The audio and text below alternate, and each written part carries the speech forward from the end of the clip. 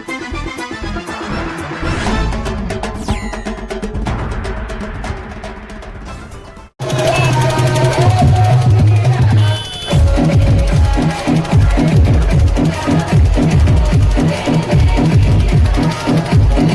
नववर्ष रे हिंदू एकता शोभायात्रा होई जाइछि।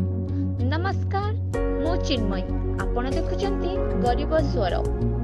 अप्रैल 14 तारिख शुक्रवार दिन समग्र ओडिशा रे ओडिया नुआ वर्ष पालन करुवा बेले बरी अंचलर धारपुर हनुमान मंदिर ठारू हिंदू एकता शोभायात्रा बाहरी थिला।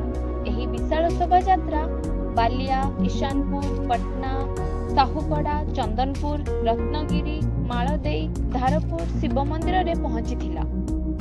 विश्व हिंदू परिषद बरीर साधारण संपादक श्रीजुक्त मनोज महापात्र ओरफ बापी भाई तथा नवगण भूया सच्चिदानंद नेतृत्व रे करा जायतिला। एही कार्यक्रम रे बहु वरिष्ठ कनिष्ठ स्वयंसेवक और युवपीढ़ी योगदान करथिले।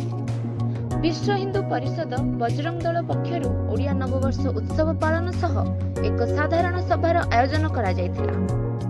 शोभायात्रार नेतृत्व उमेश भाई, समीर, सौभाग्य, बापिन, अपना, सुनील, राकेश, सुधांशु, महेश्वर, अजित, सिपू, मदन, संग्राम, चित्त, श्रवण, सर्मेंद्र, मुन्ना प्रमुख नहीं शताधिक युव गोष्ठी को एही रैली रे शामिल करथिले। एपरी विशाल शोभायात्रा को गाँ गाँ रे भव्य स्वागत करा जायथिबा देखिबाकू मिलिथिला।